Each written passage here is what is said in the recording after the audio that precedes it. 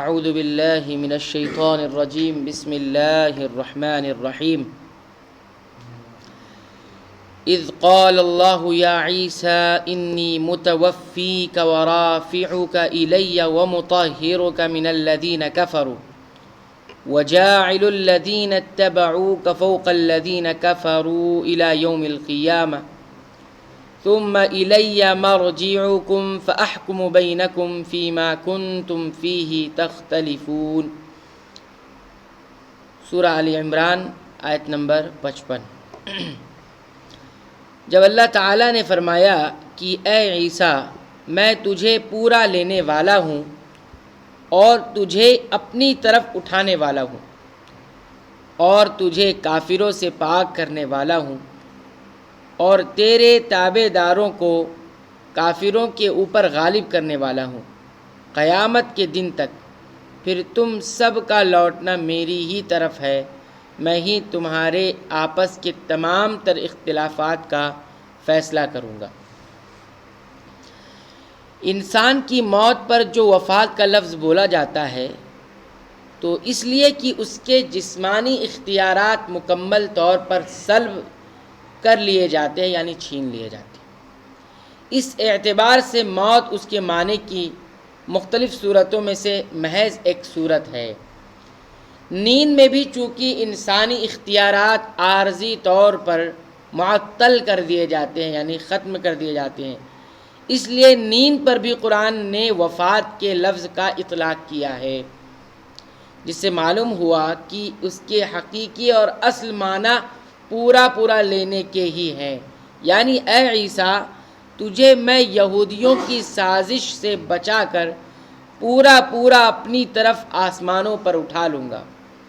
چنانچہ ایسا ہی ہوا، اور پھر جب دوبارہ دنیا میں نزول ہوگا تو اس وقت موت سے ہمکنار کروں گا، یعنی یہودیوں کے ہاتھوں تیرا قتل نہیں ہوگا بلکہ تجھے طبعی موت ہی آئے گی۔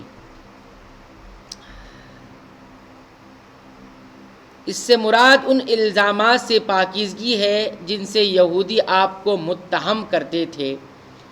نبی صلی اللہ علیہ وسلم کے ذریعے سے آپ کی صفائی دنیا میں پیش کر دی جائے گی،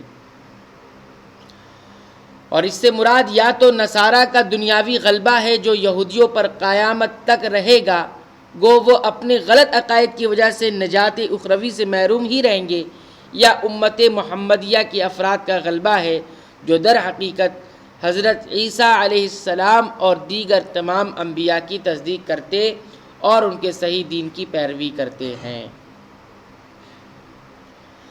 فَأَمَّا الَّذِينَ كَفَرُوا فَأُعَذِّبُهُمْ عَذَابًا شَدِيدًا فِي الدُّنْيَا وَالْآخِرَةِ وَمَا لَهُم مِّن نَّاصِرِينَ۔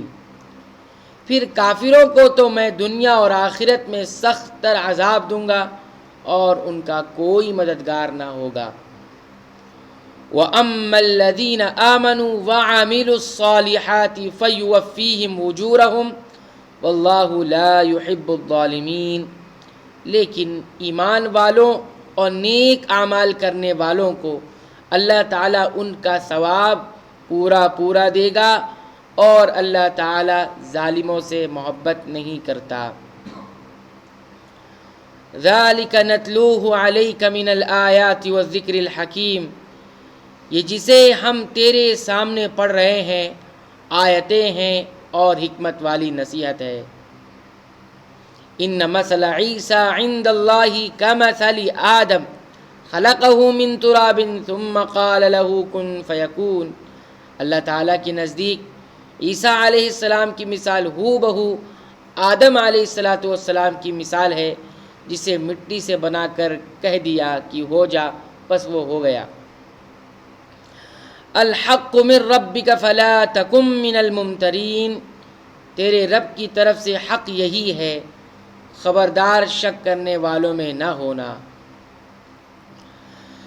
فمن حاجک فیہ من بعد ما جاءک من العلم فقل تعالوا ندعو ابناءنا وابناءکم ونساءنا ونساءکم وانفسنا وانفسکم ثم نبتہل فنجعل لعنت اللہ علی الکاذبین۔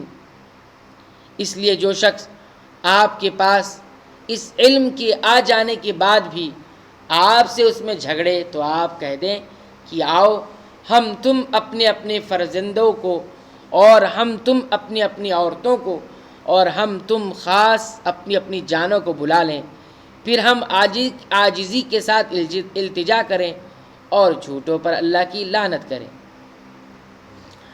یہ آیت کریمہ آیت مباہلہ کہلاتی ہے۔ مباہلہ کے معنی ہے دو فریق کا ایک دوسرے پر لعنت یعنی بد دعا کرنا۔ مطلب یہ ہے کہ جب دو گروہ میں کسی معاملے کے حق یا باطل ہونے میں اختلاف ہو جائے اور دلائل سے وہ ختم ہوتا نظر نہ آتا ہو تو دونوں بارگاہ الہی میں دعا کریں کہ یا اللہ ہم دونوں میں سے جو جھوٹا ہے اس پر لعنت فرما۔ اور اس آیت کا مختصر پس منظر یہ ہے کہ 9 ہجری میں نجران سے عیسائیوں کا ایک وفد نبی صلی اللہ علیہ وسلم کی خدمت میں حاضر ہوا اور حضرت عیسیٰ علیہ السلام کے بارے میں جو وہ غلو آمیز عقائد رکھتے تھے اس پر مناظرہ کرنے لگا۔